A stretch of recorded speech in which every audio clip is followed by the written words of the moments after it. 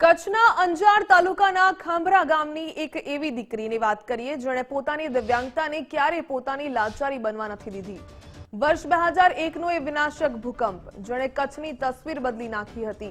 આ દુર્ઘટનામાં ભાવિતા ચાવડા ગંભીર રીતે ઇજાગ્રસ્ત થયા અને દિવ્યાંગ બન્યા।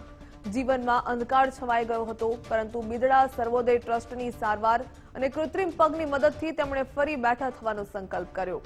પોતે પગભર થયા બાદ ભાવિતાબેને અન્યને મદદ કરવાનો નિર્ણય લીધો। સિલાઈ મશીનને પોતાનું હથિયાર બનાવી તેમણે ગામડે ગામડે જઈને અત્યાર સુધીમાં 6000થી પણ વધુ મહિલાઓ અને યુવાનોને સીવણની તાલીમ આપી આત્મનિર્ભર બનાવ્યા।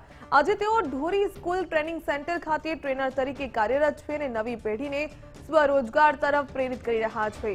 ભાવિતા ચાવડાનું જીવન એ વાતની સાબિતી છે કે સંકટો ગમે તેટલા હોય, પણ હિંમત અને સેવા ભાવના હોય તો દુનિયા જીતી શકાય છે।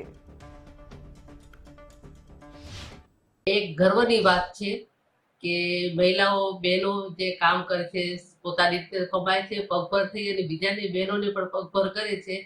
ખાસ કરીને જો મારી સ્ટોરી તમને કહું તો હું પોતે એક દિવ્યાંગ છું। 2001માં જ્યારે ભૂકંપ આવ્યો ત્યારે મારો એક પગ, જમણો પગ એક કપાવવો પડ્યો અને બીજા પગમાં ફ્રેક્ચર થઈ ગયું હતું। મારા ઓપરેશન રાજકોટ થયા પછી ખબર પડી કે બિદડા સરોદય ટ્રસ્ટમાં સારો એવો કેમ્પ આવી ગયો છે। તો હું ત્યારે બિદડા સરોદય ટ્રસ્ટમાં સ્ટેચર ઉપર ગઈ હતી અને બચ્ચુ બાપા, વિરેન્દ્ર સર ને ડોક્ટર મુકેશ દોશી એ લોકોએ હાથ પકડ્યો, સ્ટેચર ઉપર આવી છે પણ તું હાલી નહીં જઈશ। પછી હું ભલે બરાબર પગ આપ્યો, એકદમ પગભર થઈ હું।